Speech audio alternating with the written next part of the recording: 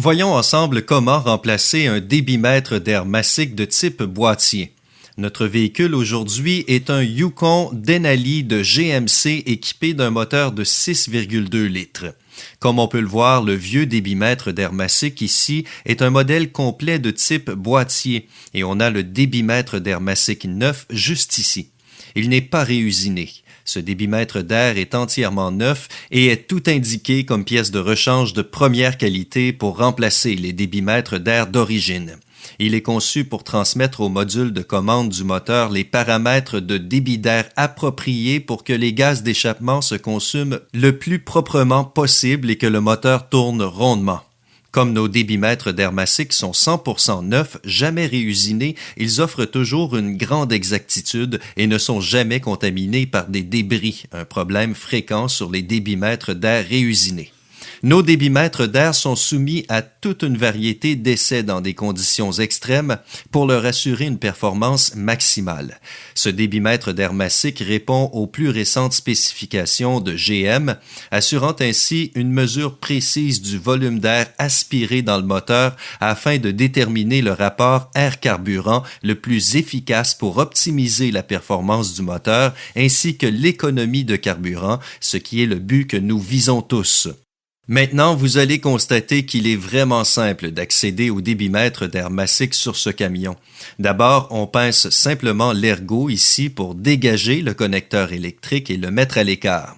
Ensuite, on prend un tournevis à douille de 5/16e ou un simple tournevis à lame plate pour dégager le collier de serrage des deux côtés du boîtier ici. On les desserre à fond, puis on les glisse pour les enlever.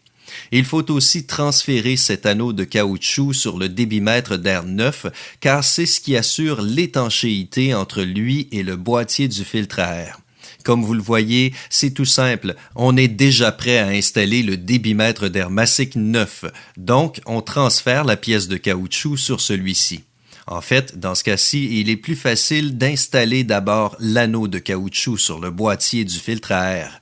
On aligne les pattes de blocage correctement. Il faut porter attention aux flèches ici, car l'air doit circuler dans le même sens que celle-ci. Si on installe à l'envers, la lecture du débit d'air sera incorrecte. Donc, il faut s'assurer que la flèche pointe vers le moteur. Il suffit de le glisser en place en s'assurant qu'il s'ajuste bien dans le boîtier du filtre à air. On remet le soufflet en place, on aligne nos pattes de blocage, on rebranche le connecteur électrique et il ne reste qu'à resserrer les colliers de serrage. Une toute dernière chose à faire serait de remplacer le filtre à air ou la cartouche filtrante elle-même. Et il faut s'assurer d'installer une cartouche de bonne qualité. Un filtre de moins bonne qualité laissera passer de minuscules fibres qui, en retour, contamineront les éléments de détection du débitmètre d'air massique. Ces éléments doivent rester très propres pour assurer une performance optimale. Ensuite, si des codes d'anomalie ont été établis ou si les paramètres de correction de l'alimentation en carburant ont été faussés, il est préférable d'accéder au module de commande du moteur, de supprimer les codes et de reprogrammer les paramètres pour rétablir la bonne marche du véhicule.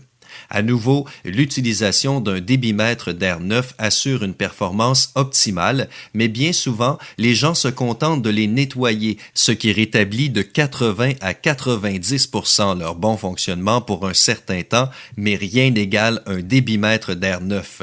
J'espère que vous avez bien compris les avantages d'installer un débitmètre d'air massique neuf et que vous avez pu constater à quel point il est facile de remplacer une unité complète de type boîtier.